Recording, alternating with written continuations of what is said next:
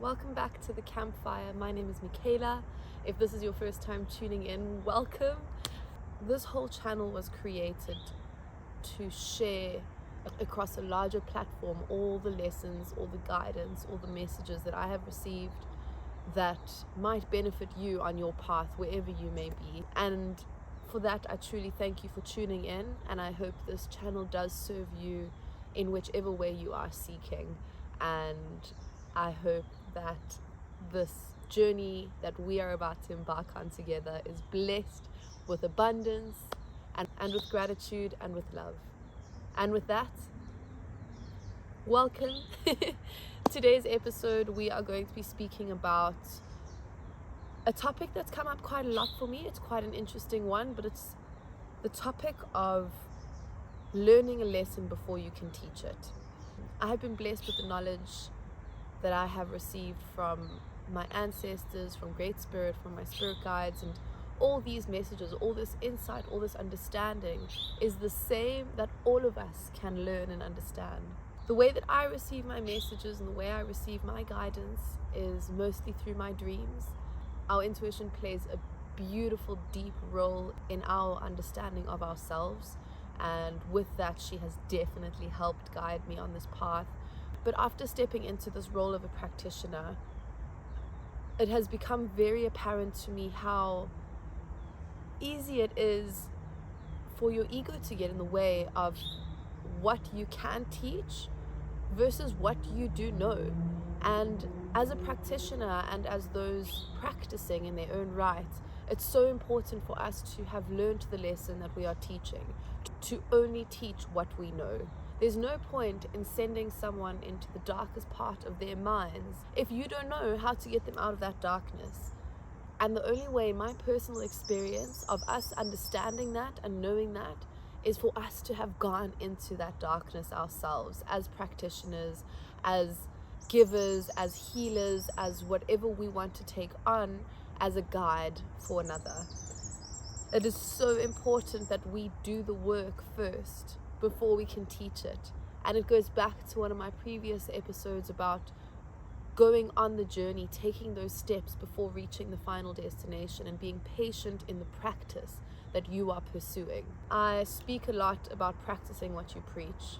I speak a lot about being the person you are inviting in others, being the person you are welcoming in others, igniting your fire. But all of these things start with you. They start in you.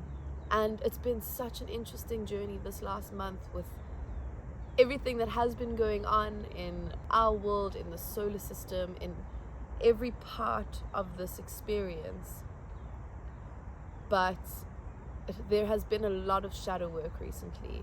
What I mean by shadow work is going into that darkness, confronting the darkness and befriending it. A lot of people think that the darkness is bad, but with darkness there is light. With lightness there is dark. There is always a duality and there is always a balance. The feminine and the masculine are a prime example of this, where they have to be in balance for them to coexist. Their balance gives us our balance. And it's the same with the shadow and the light. We have to be able to confront our darkness, confront our fears, feel what they make us feel, and acknowledge what comes up for us in order to appreciate the light, to live in both light and dark comfortably and freely. And that's what today's episode is all about. It's about teaching only what you know, but being open to learning. There's a lot that comes with stepping into this role, becoming a guide, becoming a healer, becoming a practitioner, moving into the space of giving. And it's very often that the ego takes over and you end up boosting your own self-confidence through the validation that you are seeking from others, because the lessons that you are teaching have not yet been implemented within yourself. You cannot teach someone how to look after themselves if you yourself are not following those same principles. It is so important not only to practice what you preach, but also to test it. How do you know that if you go to the water and you cup your hands and drink it, that you will get water if you don't try it yourself? You can't tell someone else to go do it and hope it works out for them. And the role of the practitioner is so powerful in that right, where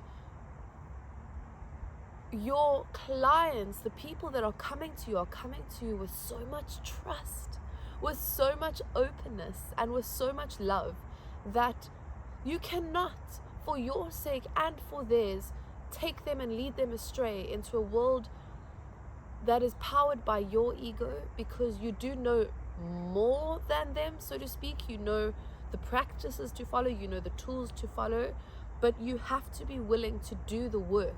You have to be willing to learn the lesson. And that lesson, that practicing what you preach, is a consistent cycle.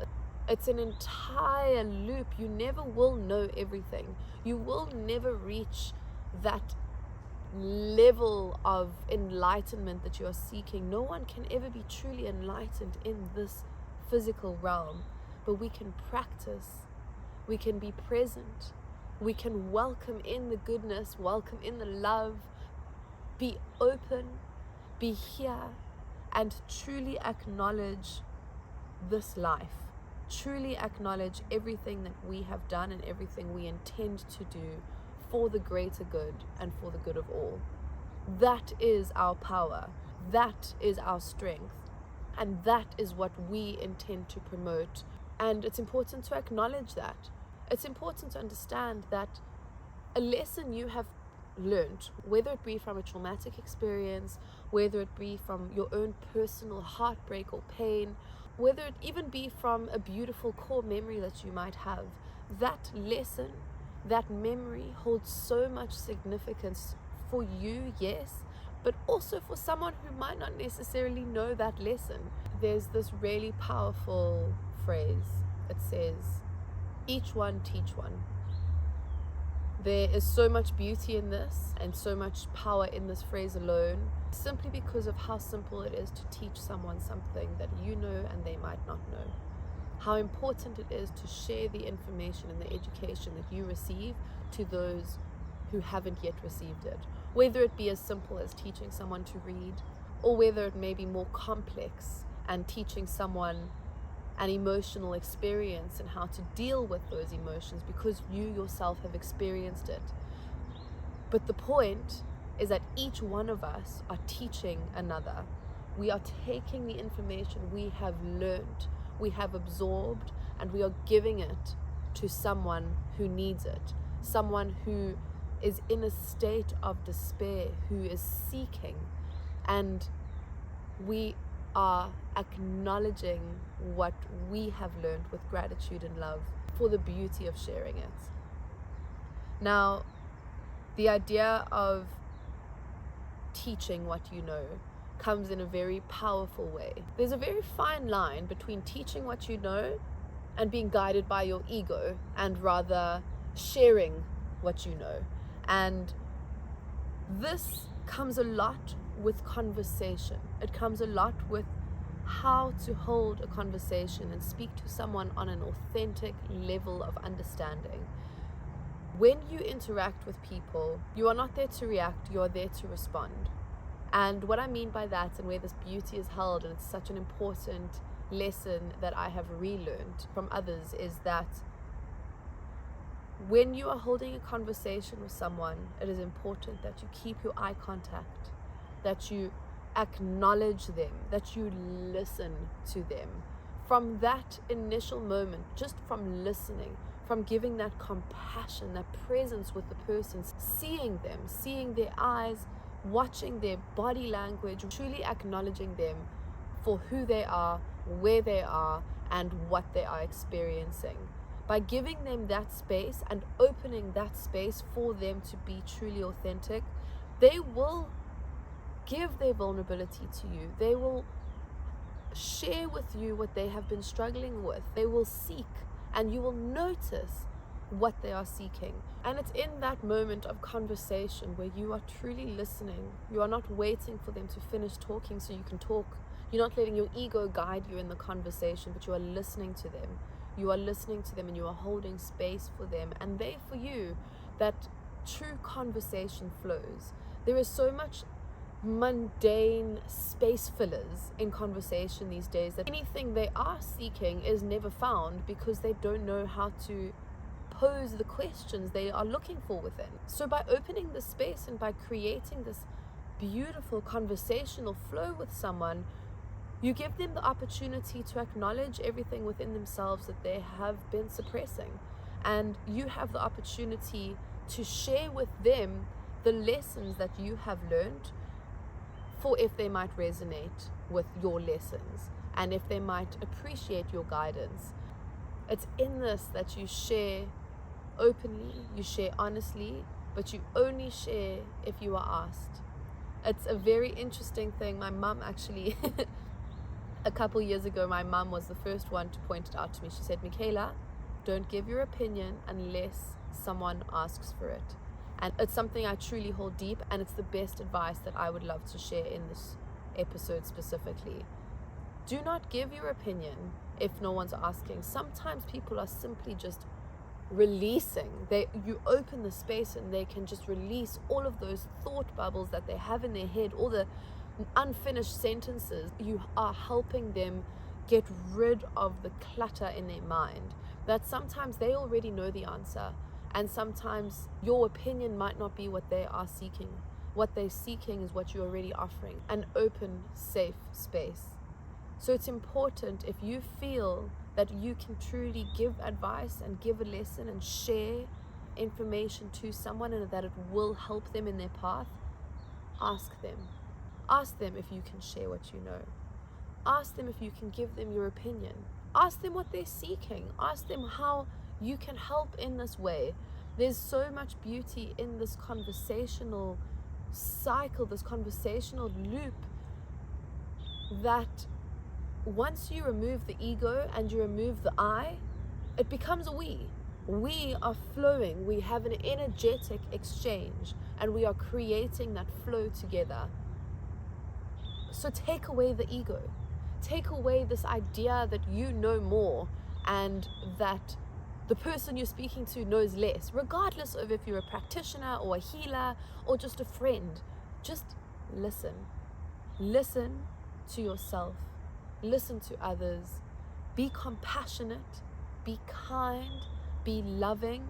And feel as your lessons become guides for others. You step into that power with patience, with courage, and with surrender.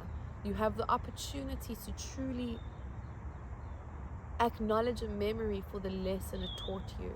To take away that fear that you might feel from thinking back on a memory, and rather feeling gratitude for the lesson that that memory has given you. To go back on each core memory, each thought. What were you being taught? When your triggers come up, what are your triggers trying to teach you? What lessons are there still to be learned? Because we are always learning, we are always growing, and we are always rediscovering new ways to understand ourselves and understand others, and above all else, how to share with others, exchange that energy to help each other, to teach everyone what we can with what we know only. I have had clients who have come to me having learned very deep lessons. We have grown on such a beautiful path of healing that they have come out the other side wanting to step into the role of a practitioner, the role of a teacher in their own right. They come to me asking for guidance after having healed a part of themselves that they originally were stuck in, and with this newfound energy they want to share that lesson with someone who might be suffering the same way they were. And it's in that beauty, in that generous determination, that people sometimes get a little lost, that they heal from one thing and they feel that they are completely healed, and now they, from that one thing of healing, go and share their lessons with those who are still struggling in their own suffering. There is a lot of beauty in sharing what you have learned, but in order to step into the role fully, you have to have confronted a lot more than just the first level of that layer of the onion that I've spoken about before. There are so many deeper layers of healing that are so important to confront and acknowledge before you can accumulate everything you have learned and open up a practice, for example, where you are now stating that you can help and heal someone. Which,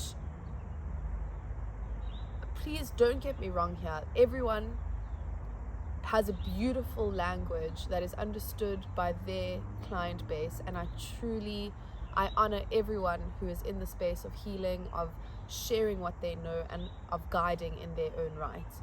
But what I am bringing up here is the experiences I have had in the past with peers, with clients who, as I've mentioned, have stepped into this first layer of healing where they're like, oh my goodness, I feel like a whole new person. I have healed from the one thing I never thought I would heal from, and it's opened up all these new doors. Understandably, these new doors that it's opened up are not all happiness. They also require deeper practice. They require deeper work that, as I've mentioned, on this path of healing and growing, which we are continuously traveling, you will not be completely at that point, especially not after your first level up, so to speak. And it's important that you remove the ego from what you are experiencing and rather stop seeing yourself in the light that you see your healer in, the light that you acknowledge in a practitioner, that you seek for yourself. It is important that you do not visualize yourself as a healer for the wrong reasons. It's important that you focus on whatever you're doing with the intention of it being for the good of all, for the greater good of the earth and of humankind. Nothing that we do is for us. Speaking as a practitioner in this right, what I do and what I give to my clients is more for them than it is for me. All that it brings me is joy and happiness and pride to see them growing and achieving everything that they once desired for themselves. It is not a state of looking at yourself in this light that you are now holier than thou, or whatever some might believe, because that's when the ego gets involved. That's when you start accumulating lost souls and seekers who need guidance because you have been saying the right things, you've been giving them the right guidance up until a specific point. But if one of those lost souls, one of those seekers come up to you and they ask you for guidance in something that you might not have yet experienced, or something you might not know the answer to, it's important that you give them your honesty, your truth, in showing them and explaining to them you do not know. It's okay not to know. It's okay to be learning and to be growing. But please don't pull people into a path of darkness if you cannot pull them back out of it. It is such a tricky terrain and such a fine line. But that's why we have a community of practitioners. That's why there's so many people out there who are doing the same thing. Because the way that I speak to you and the language that I use might not be the language that resonates with you. And that's okay. We have so many others who have the same practices and tools, but have a better way at maybe speaking to you, a better way of you acknowledging what they are saying. And it is through our constant communication, our honesty and our trust, that when you come to me as a practitioner and you say, Michaela, please help guide me on X, Y, and Z. And I say to you, I can help you with X and Y. Unfortunately, I am not the strongest in what you are experiencing currently with your Z. But I have a fellow practitioner who is incredible at what he or she does, and he or she would be honored to help guide you back onto your path. There's no ego attached in that. There is only love to be given. It is not me competing. There is no competition here. We are all here with the same intention, to heal for the good of all, to heal ourselves and to heal others. So once again, I echo the statement of teaching only what you know. There is no reason for you to have to lie or pretend you know more. No one's expecting you to know more, but just be honest with yourself, honest with what you're experiencing and what it's teaching you, and go deep into your own work to learn the lessons that are meant for you, the lessons that you are supposed to learn, so that you can teach them openly, honestly, and with vulnerability. Go deep into yourself to truly understand what your spirit is trying to tell you, and listen to the calling within. Follow that calling and learn the lessons that you need to guide yourself and to guide others honestly. Thank you so much for listening to me and for tuning into this episode. It's a very special episode from my heart, and I'm truly honored to share it with you. If you are seeking guidance, I open up my practice to you, and I bless your path. I hope that this episode brought you closer to your truth, and I hope that you have a beautiful day. Thank you so much for tuning in, and I'll see you soon. Bye-bye.